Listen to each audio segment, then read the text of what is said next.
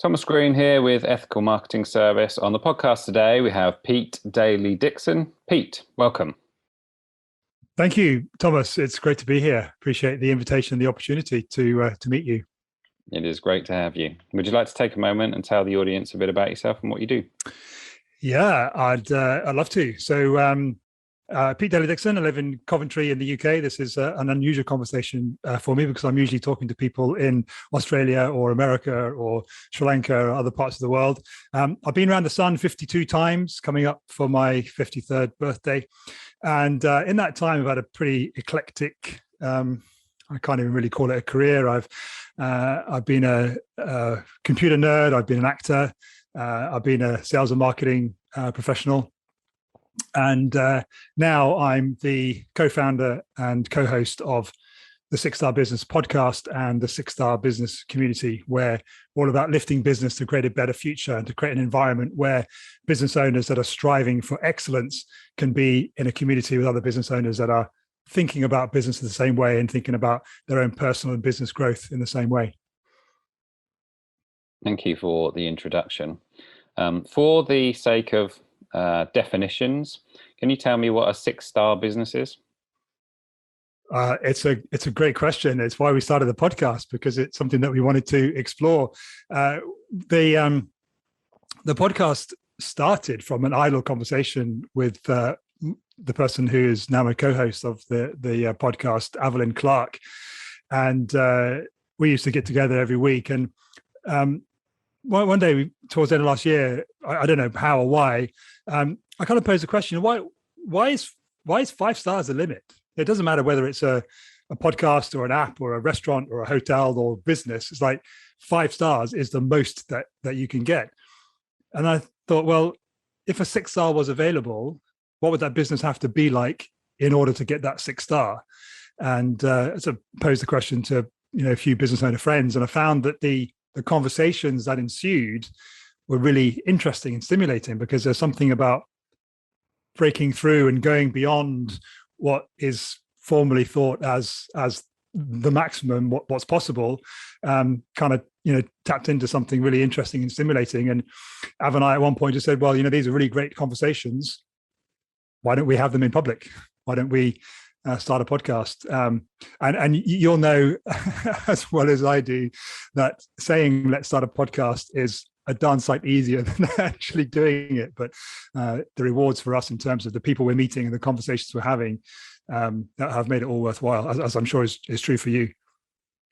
Well, the answer somewhat reminds me of a Tony Robbins quote, something along the lines of, success in business is going one step above excellence, or something like that. So like the 5th star would be excellent and the 6th star would be one step beyond that. Have you what's your best learnings from the answers of what is it to be a 6-star business? Oh my goodness me, that could fill a podcast of its own. Well, in fact, it does. It's the 6-star business podcast. I think the most interesting thing for me came up in an episode which went out a few weeks ago with Jamie McBrearty and Raj Goodman Anand.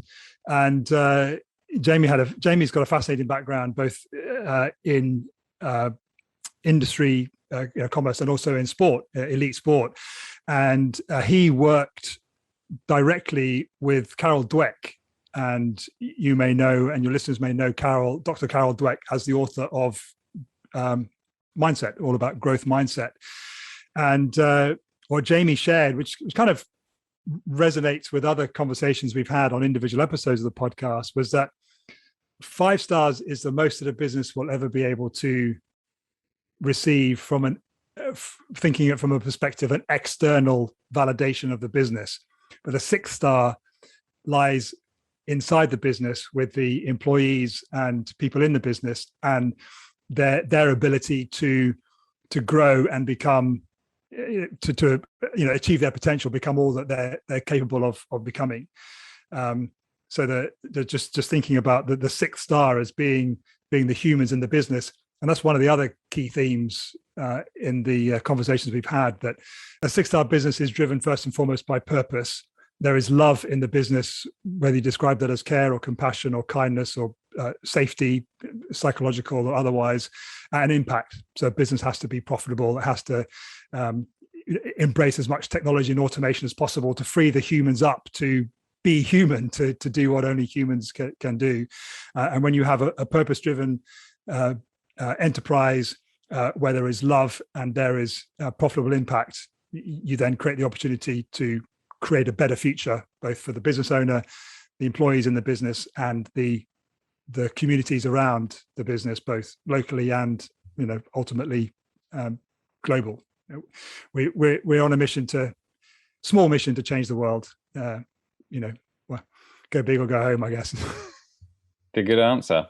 I first like the answer because it sort of rejected external gratification, and then when you went on and said about the it's kind of like the philanthropy side of it, or perhaps something like that, you can get an additional star just by doing some good in the world. So, but there was something I wanted to ask you about in relation to the message sent before we started, and that was about your story. And how you started in business in 1999 and then sold your business in 2002 for £1. Now, there's probably a story there. Oh man, I hit the giddy heights of business success. I sold my business, and if I end the sentence or the story there, it sort of sounds much better than the reality. Yeah, I'm the type of person that I'll jump in with both feet. I'll run before I can walk. Going back to the swimming analogy, if I jump into the deep end and I sink, then fair play. But I'll certainly give it a good go. And as with most situations, I learned more about business and myself from that first proper business of mine, going down the pan, if you like, than anything. And it actually, on reflection, it took me a lot longer to get over it. And I do that, I put that in quotes, because it's not really about getting over it. It's about fully embracing the experience and the learns that you get from those kind of experiences. But the reality is that I took on too many people.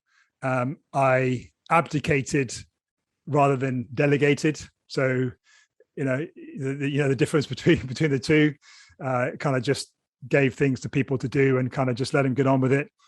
So the business wasn't well managed.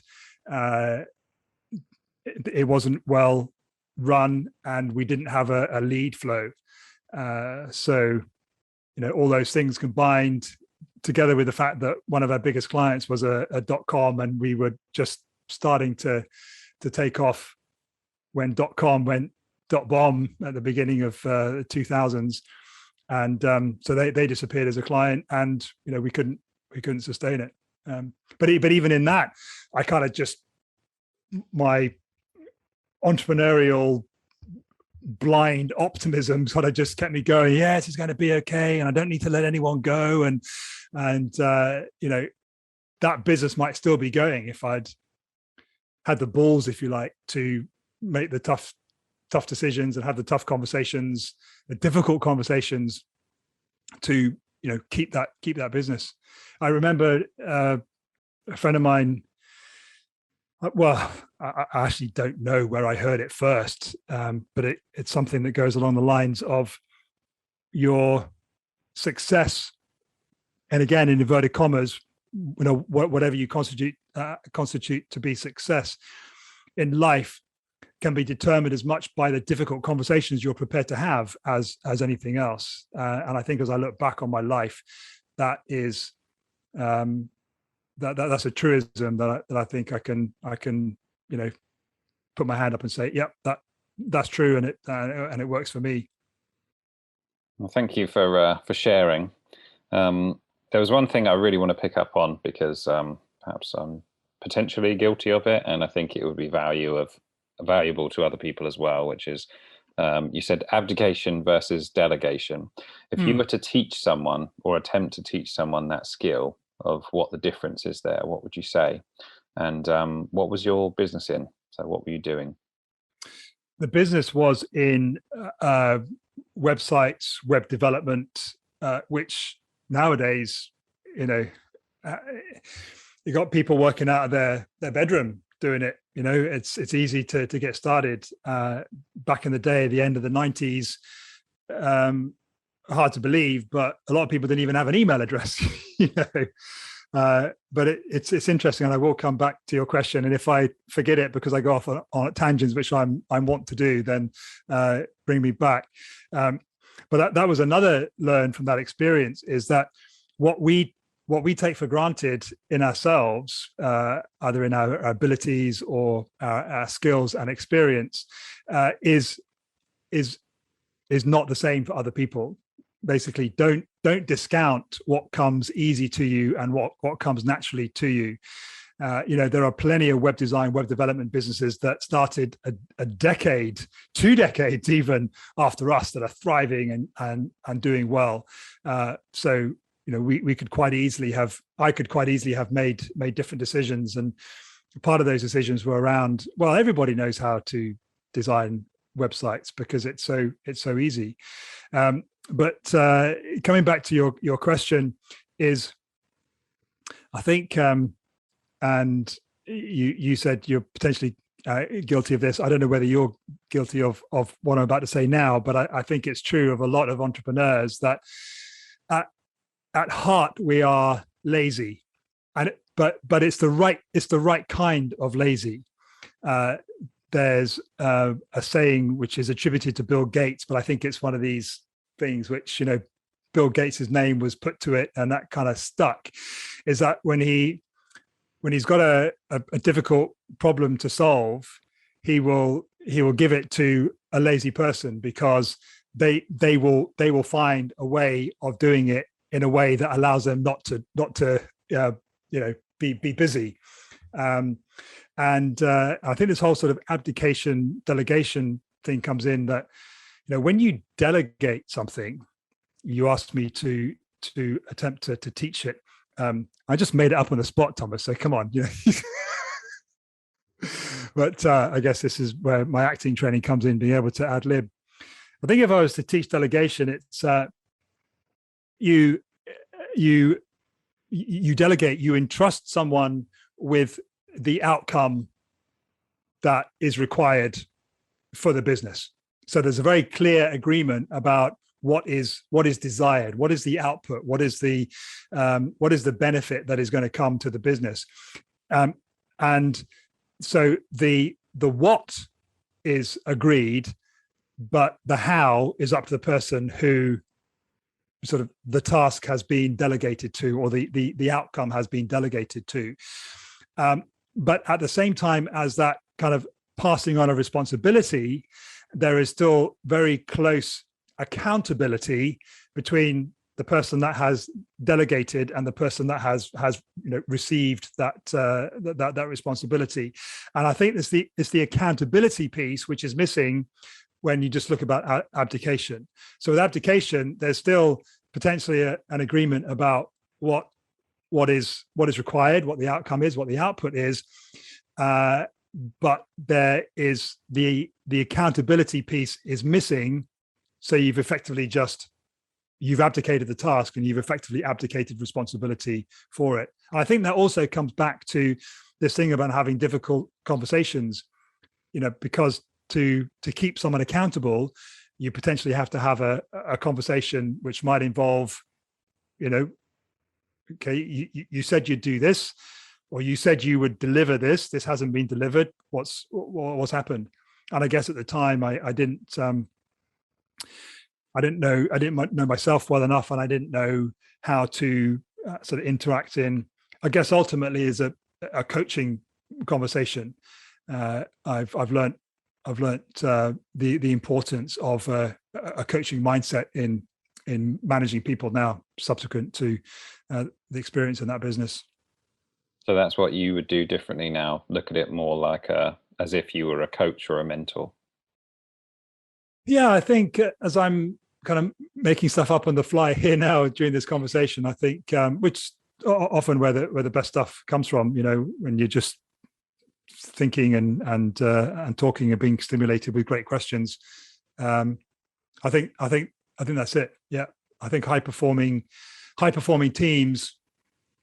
Well, I know from the research and working with people that work in the high performance space that high performing teams have coaching mindset and coaching philosophy in that, because coaching is all about achieving potential. We've just started watching a great series on Apple TV Plus at the moment. It's been around for a fair while. It's into its second season now, called Ted Lasso. I don't know if you've seen it, but it's about an American football coach, a college amateur American football coach, who comes over to coach a Premier League football team in the UK. Obviously, AFC Richmond.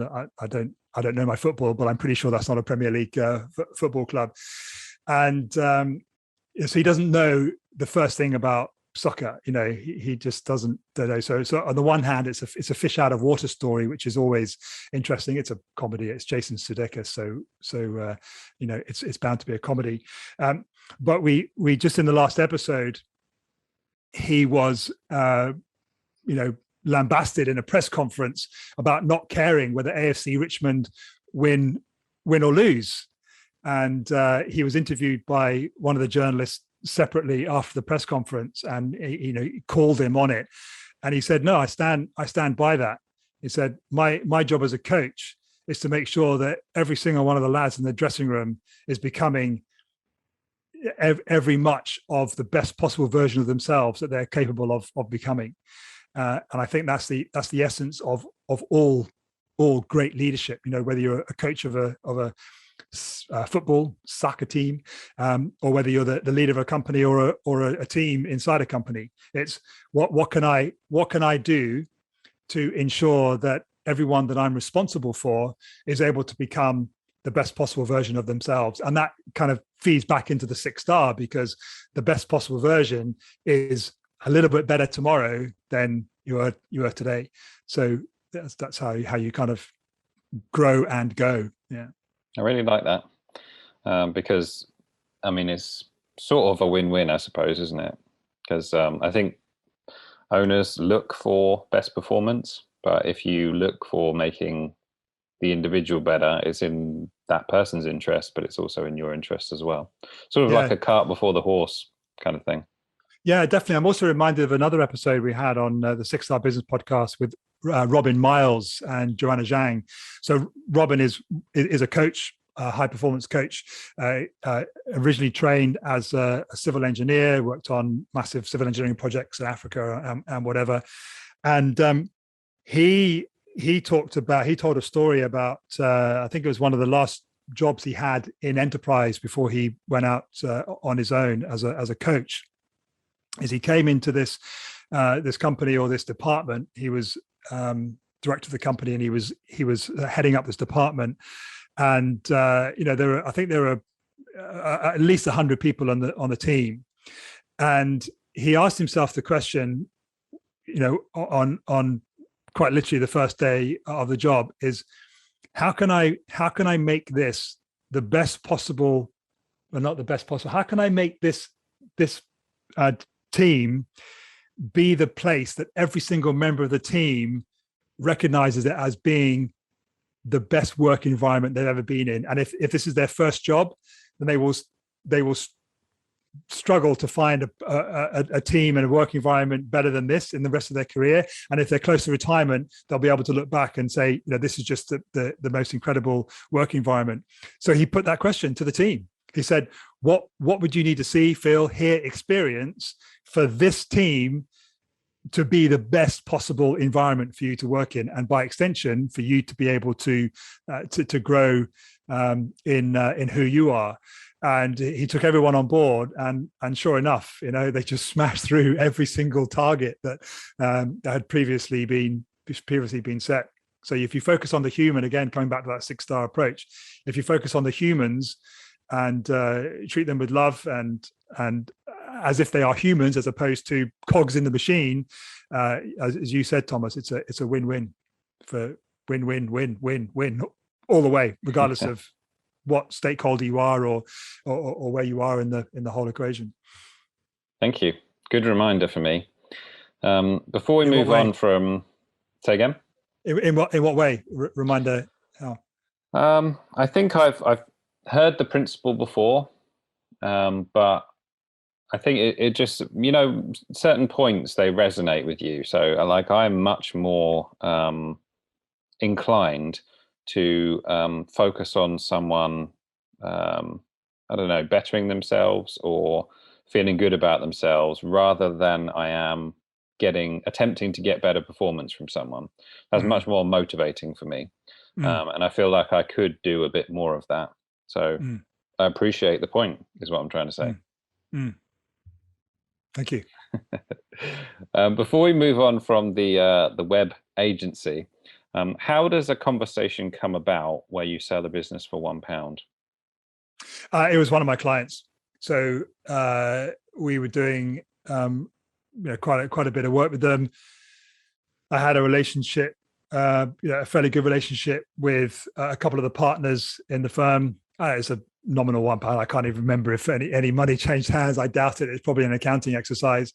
And they wanted to buy. They wanted the goodwill of my company. They wanted the client list, and they wanted me in their business as well. God knows why. So what he proved that I could run one business into the ground. Did you become an employee after that? I became an employee after that. Yeah, but I think there's a universal truth, Thomas. I don't know if you've always been self-employed or if you've been employed in the corporate world or small business world. Have you? I think I know what's coming, but I was once employed. Are you about to say that once you go self-employed, you can never go back into employment? Well, I was actually going to say, so from my perspective anyway, I became unemployable. Once you've experienced regardless of the outcome of what happened, and obviously we've already touched briefly on what the outcome was of my first business, is once you experience the complete autonomy you have to have an idea and execute it, and to do whatever the hell you want when you want, to go into an employed position. I'm not saying it can't be done, and that if you've been self-employed and you go back into employment, there's something wrong with you. I'm not suggesting that in any way, shape, or form. But something I think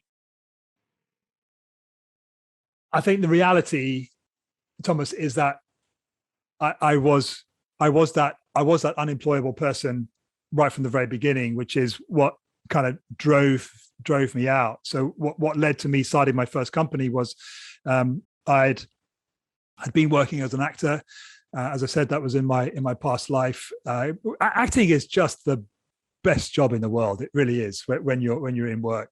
But I describe it as from the point of view that my work as an actor was off and on, and it was more off than on. And it got to a point where it got to a point with me where they say if you don't get a part in audition, don't take it personally. It's not, they're not judging you. You just weren't right for the part. But there comes a point in time when it's really hard to not take it personally. Do you know what I mean? And I was living in Birmingham at this stage, and I just thought, no, I've had enough. Ironically, if I knew then what I know now about networking and relationships and marketing and building connections, I would probably still be an actor, because you go to drama school and you do the movement and the breath and the voice and the everything else that's part of the how-to of your career, your business as an actor. But the business of being a one-man business when you leave, they don't touch that at all. The next question in terms of the steps towards your SaaS business was a lot of experience in sales and marketing. So one of the questions I was going to ask was regarding any principles or things that you fall back on in relation to sales and marketing. Yeah. Questions. Just you just keep asking questions. I'm very heavily influenced by a particular sales methodology, a sales process called Sandler sales. If there's any of you, have you come across that? I haven't come across that particular term, but it made me think of consultative selling. Is that kind of... Yeah. There's an aspect of it to that, but Sandler sales is a particular methodology. It's a franchise business, and as part of my career, let's just use that as a placeholder for my sort of evolution to where I am now. I was an associate for a couple of franchises. Two guys owned a Sandler sales franchise, and I was an associate for them. So I was exposed to that environment and that method of selling for quite a period of time. And I think one of the things that really attracted me to it was at the time I was also doing a foundation course in transactional analysis, which is a mode of it's often used in therapy. You have TA, transaction analysis therapists, but fundamentally, transactional analysis is a way of explaining and analyzing the transactions between humans, and a transaction is typically expressed in the way of communication, and it uses ego states. We're in one of an adult, parent, or child ego state in any interaction with another human. And when I stumbled, I guess, across Sandler, I realized that TA was one of the things that David Sandler, back in the day, the guy that sort of pulled this sales methodology together, that was one of the things that he used to create the sort of foundation of the sales conversation. But it's all about the questions, and you just keep exploring and keep asking questions, as well as going through a very clearly defined process. It's a good way to know whether or not what you're offering is beneficial to the other person as well. Because if it is the case that someone's not a right prospect, then it's very easy to tell that, I would say. Yeah, and also there's things like, even now I hear Sandler rules come into my head when I'm in a conversation with someone. But the first step in a sales conversation is what they call, in the Sandler terms, what they call an upfront contract. In other terms, it could, you might call it an agenda. So when you start ostensibly a sales conversation with someone, you get agreement with the person you're talking to about why you're both there, how long you've got to have the conversation, and what acceptable outcomes are at the end. And then you get agreement on that, and then you go through the process. And just little things like that. One of the key sayings, which I'm sure I will never forget in the Sandler world, is that if you don't have a system for selling, you are at the mercy of the buyer's system for buying, and they've got a heck of a lot more experience at doing that than you do. So anyone listening to this, if you're involved in some way in sales, either because you're a business owner and there's no one else to do it, or you are in sales, then get a system. In a way, it doesn't really matter what that system is. Just have one and stick to it. If you can prove it some way that empirically that system works, then stick to it. Great point. So, at what point do you consider or start your SaaS business? It's a great question.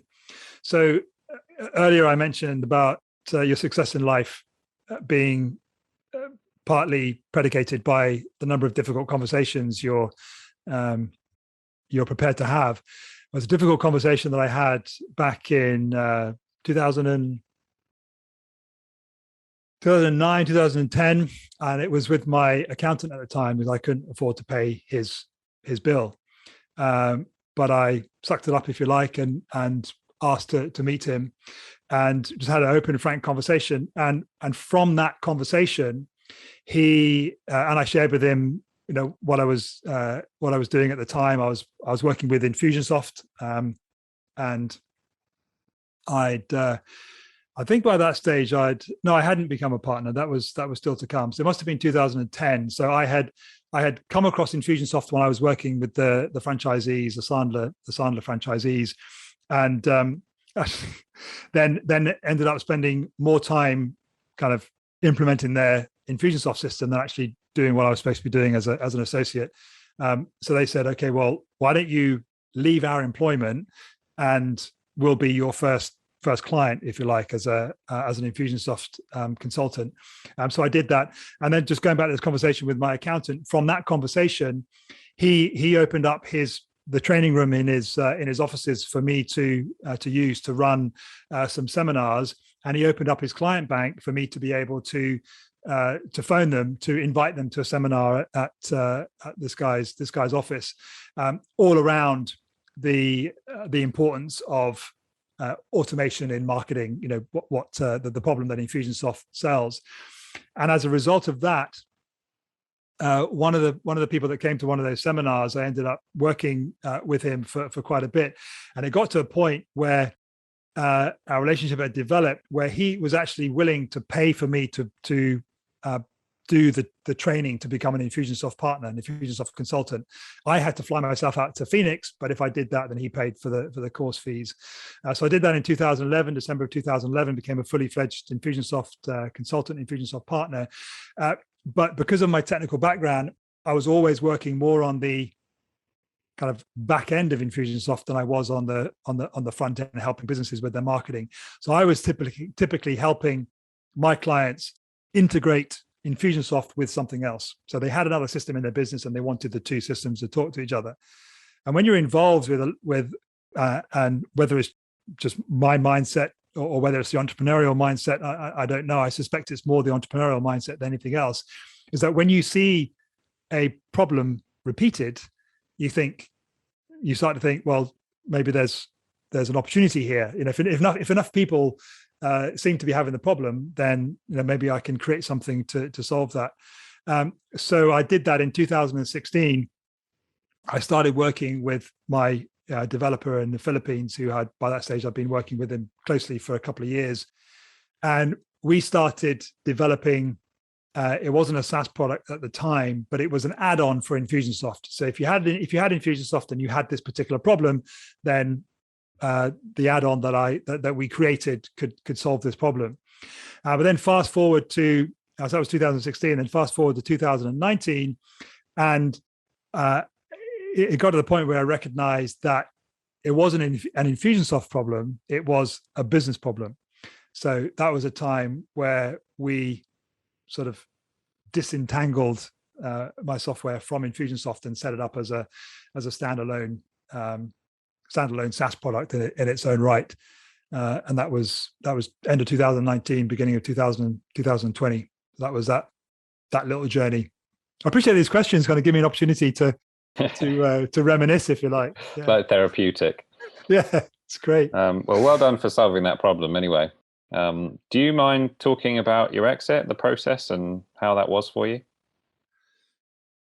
Yeah, it's still quite. It's still quite current. I had an email from along the journey. I say picked up, that kind of denigrates relationship. I found myself working very closely with a couple of people, and they became co-founders in the company that we set up to be this SaaS sort of standalone SaaS product. And I just got an email from one of them yesterday, about the terms of the exit. So it's still very current. It's still raw is probably a bit the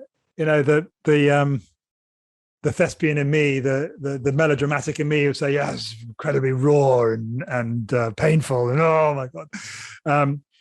But I'm a firm believer in if you make at any given moment in time, if the decision that you make is made with as much information as you have available to you at the time, and you are comfortable with the decision you make at that time, then it was the right decision to make.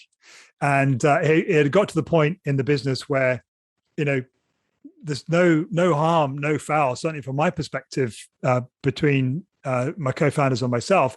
But it was evident that we saw the position of our software in the market and how to grow that software in the market. We saw it in fundamentally different ways, and those two different ways, in my mind, could not coexist in the same company.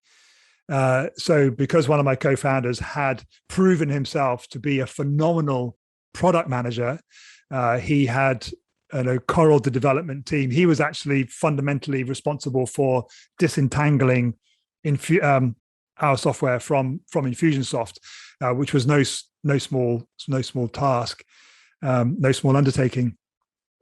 So because he'd proved himself so well in that regard, and because at the end of the day, it was the product was the company in some level, that it got to a point where I saw that one or either of us had to create some distance, and so we had a conversation and just said, do you want to step up into the top position and take responsibility for moving the company forward? And he did. Yeah. So do you still have, because when I said exited, what I thought was it would be like you've sold your shares essentially. Do you still have an ownership in the previous company? I do still have an ownership. That was what the email was about yesterday. So we're still negotiating that, I suppose. Yeah. Okay. Kind of like silent partner at the moment then. At the moment, yeah. Yeah. I've gotten some very mixed feedback about exiting a business. So I think a lot of, I know, maybe I suppose the positive side of it is like I've run this for as long as I can. Although it was a bit bittersweet, it was still the right time to go, if you see what I mean. That's like one side of it. The other side of it is like I've lost I've lost the reason to get out of bed in the morning, is essentially the other side, the kind of negative side of exiting a business. And it's really surprising because the exit is like a successful, is certainly viewed as a successful thing to do, I think, selling your business and moving on to the next thing. But in terms of how it actually, the reality of it, it seems like it's not such a positive experience. Have you heard any of those stories? Yeah, it's always at a distance though. Just reading about it in articles or in magazines or whatever. I mean, it's interesting that you talked about those two different scenarios, if you like, and one of them being lost the kind of the why, if you like, or the passion to get out of bed and go to work. Is that the irony is that when we think back to what one of the hallmarks of a 6-star business is that it is first and foremost purpose driven, is that I was always driven by a purpose inside that company that I had created with my co-founders. We had whether it was a purpose or our why statement. We were influenced, I think, by Simon Sinek when he said that people don't buy what you do; they buy because they buy from you because they believe what you believe.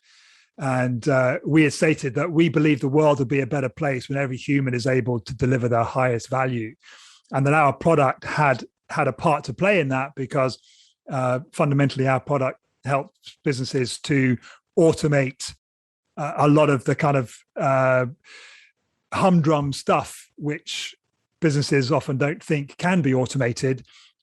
When we think back to, if anyone listens to this and rewinds to the beginning, I talked about fully embracing technology and automation is as part of a 6-star business as well, because it frees up the humans to be more human. That I saw our software as having a part to play with that. And obviously now that I've kind of stepped away from being involved in a company that was just involved in one small area, one small principle of a 6-star business, and actually looking at what constitutes a 6-star business in its entirety, is the fact that my co-founders didn't embrace in my view, didn't fully embrace the purpose of the software that we were building. That was what made it in my head anyway, impossible for us to carry on in business together, because there was no shared alignment of that purpose. Purpose in business is everything. And I know you've had a few episodes on your podcast, Thomas, with people talking about purpose, and there's a reason. There's a great episode of our podcast. I'm sorry to keep talking about mine, but I'm just remembering the conversations that we've had. And we asked the question at one point of them. It was towards the end, and we said, "So hang on, let me ask you a question. Is it possible to have a 6-star business without having a really clearly articulated purpose, the kind of purpose that you guys have expressed about your businesses?" And one of them replied, even before the question was out of my mouth, he said, no, categorically not. And the other guy, that was Dave Rice, and the other guy, Jussi Lukinen, a Finnish Kiwi, Finnish guy living in New Zealand, he said, you may make a lot of money, you may be incredibly profitable. In fact, as a 5-star business, you will probably make a ton of cash, but then you'll die. And he said it's like, yeah, okay. And it's actually that purpose which creates that kind of overarching reason for being in business, and ultimately allows you to leave that legacy. I mean, on that episode, we were talking about 1,000-year-old businesses. There's a business in Japan that has been going in some continuous form for over 1,000 years. That's a 6-star business. And that ultimately you come back and you think, yes, there's purpose at the heart of that business. Do you know what it is at all? Yeah, it's a business that makes it's on a pilgrimage trail. So it's on the route to a particular shrine in Japan, and they make one particular rice cake or delicacy or something. They just make this one thing, and pilgrims that are on the journey to the shrine, they all stop at this place to buy their whatever it is. I love the idea of a 1,000-year-old business so much. I should learn the story better so I can tell it. The product, food product, essentially. Yeah, that's pretty safe bet if you wanna be in business for a while, isn't it? Yeah, but interestingly, they didn't branch out and think, okay, well, we've got really good business with this particular product. Let's go and do others, and let's open up more shops and things on other pilgrimage trails. They just knew why they existed, and that was to serve the pilgrims that were on the way to this particular shrine. And because of that, they're still in business 1,000 years after they started. Cool. So that brings us to sort of current day, at least business wise, anyway. I know your life is probably a lot more complex than that, but from my perspective, it seems you're quite passionate about the podcast, which is very cool. But you also do some stuff with marketing agencies as well. Is that right? I do some stuff with marketing agencies, but it's more in the background, really, because one of the things that was fundamentally wrong in that business that I sold for £1 was that there was no monthly recurring revenue. It was every month. It was like, okay, where are the clients going to come from this month?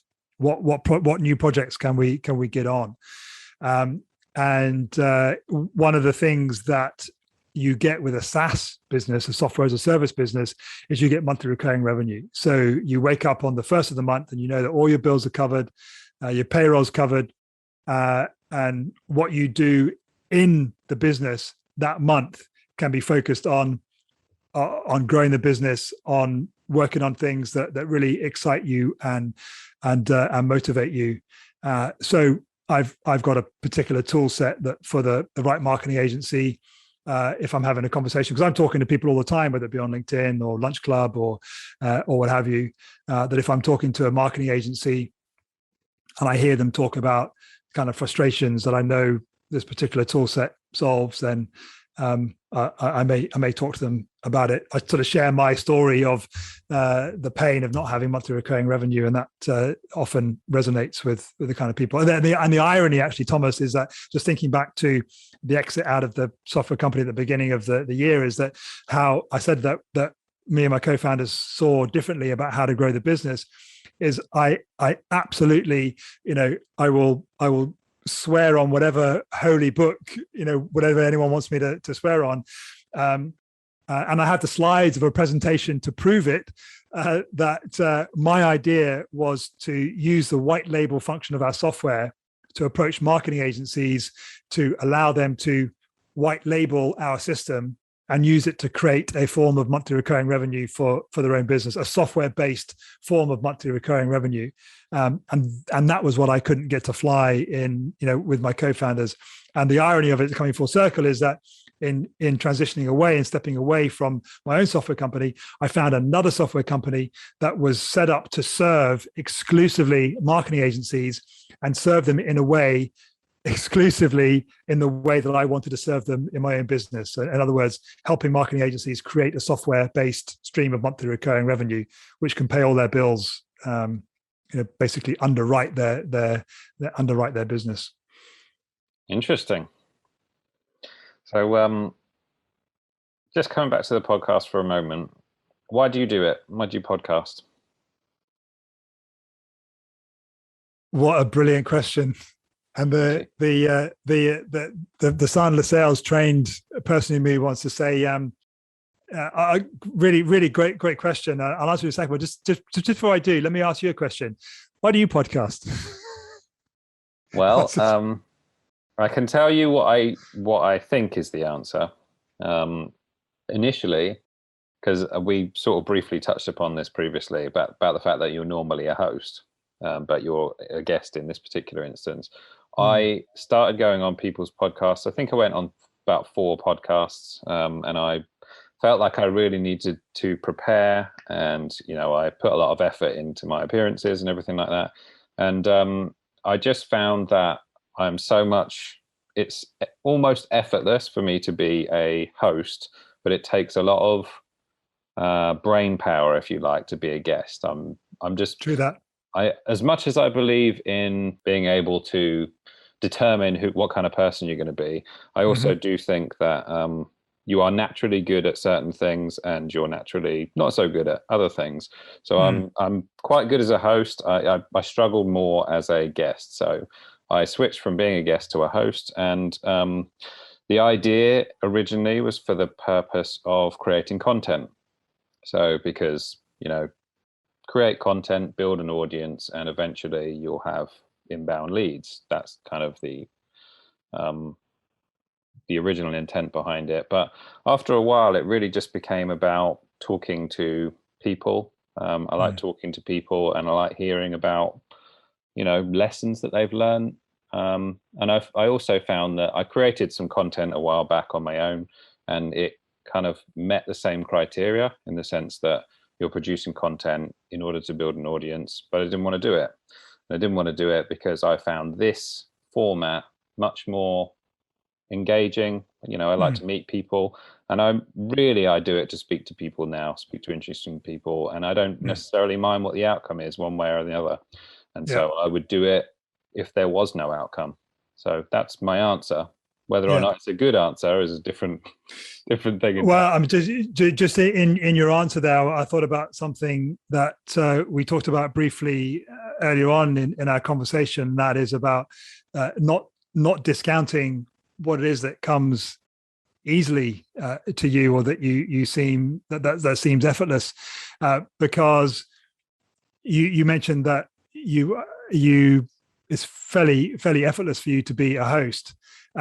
You are a supremely good host of a podcast. You have made it extremely easy and comfortable to talk and to open up. The fact that that comes effortlessly to you, what I'm saying is don't discount that. It's a gift that you have. And I'm not surprised that as you've gone on with your own podcast, that you're really just seeing it as an opportunity to meet people. And I think now that Avalon and I have, so we released the first episode on the 27th of March. So it's coming up to April, May, June, July. I can't do month math in my head. It's 5 months now that we've been releasing 1 or 2 episodes a week. It's funny, we went with 1 and we were having so many great conversations that we wanted to have more of them. So we said, let's go to 2 episodes a week. So we did that. I very quickly realized that we just didn't have the capacity or the resources to do the editing and everything else. So we kind of scaled back. But we've had conversations now with close on 70 people, because our format is 2 hosts, 2 guests per episode. And we do it now because it's an excuse for us to contact anybody on the planet that we want to have a conversation with that is in any way in alignment with being better, doing better. And because I think it was Jim Rohn said that you become like the 5 people you spend the most time with. But from my perspective, the more time that I can spend around 6-star people that think about life and business in a 6-star way, the more likely I am to be continually challenged to raise my standards, raise the bar, do better tomorrow than I did today. So that's ultimately why we do the podcast. And it's also a great, so we went from an idle conversation between Av and me to doing the podcast, and that evolved into the community, because what we found at the end of our conversations with our amazing guest was we get like 45 minutes in and the conversation would change gear and we'd start to go deeper. And it's like, well, we got to stop. So we created a community where we can carry on the conversation with our guests, and our guests can connect and learn and trade with other people that are obviously in alignment in some way with the 6-star business principles. And then so what we're doing now is at the end of every episode with the podcast, we invite the guests into the community. So we're kind of creating the environment. Av and I are creating the environment for us to be all that we can be. Great answer. I love it. You're basically choosing who your peer group is. Mm-hmm. Yeah. Well, I kind of feel like we've just done what you said, which was, I feel like we could go on with this conversation, especially given the fact that you mentioned Jim Rohn, and I got loads of Jim Rohn quotes that I like to pull from. But I said initially I was going to ask you about your goals. So Pete, what are your goals? So our current goal at the moment is to publish the first volume of a 3-volume book called How to Be a 6-Star Business. So one of the things that we've done inside the community, collectively as a community, is we asked ourselves the question, what is a 6-star business? So we've had these brilliant conversations on the podcast, and there's lots of themes and ideas and topics which are coming up, but it's still very kind of ethereal and vague, and not something that you got to put your finger on it and it kind of disappears. So what is a 6-star business?